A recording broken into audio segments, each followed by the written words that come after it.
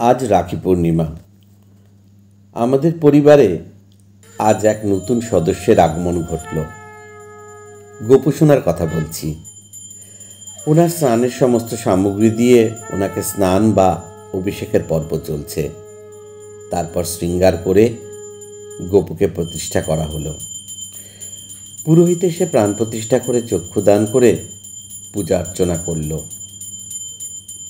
আমার বউ শম্পা ছোটবেলা থেকেই বাপের বাড়িতে গোপাল পুজো করত, কিন্তু আমাদের বাড়িতে রাধাকৃষ্ণের বিগ্রহ আছে বলে আমরা গোপাল প্রতিষ্ঠা করার কথা কখনো ভাবিনি।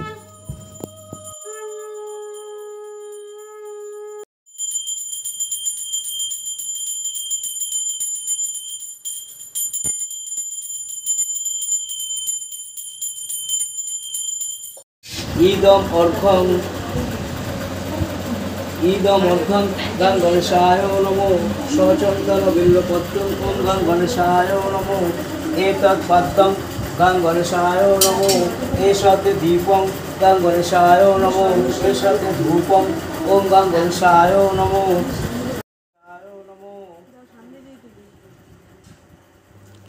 আর আমাদের গুরুদেব তো স্বয়ং গোপাল। তাকে পুজো করলেই সর্বদেবতা পূজিত হন।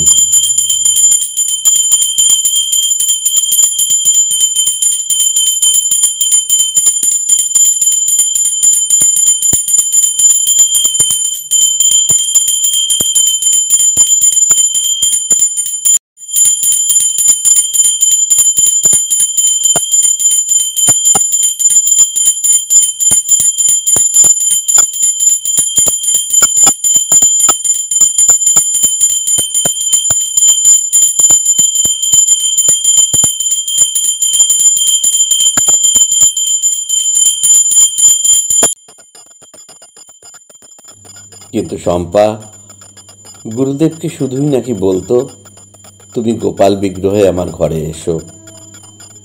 ওর 14 বছর ধরে এই চাওয়া এবার সার্থক হয়েছে। এবছর আমার বউ শম্পার জন্মদিনে আমার বন্ধু সুজয় শম্পাকে এই গোপুর বিগ্রহ উপহার দেয়।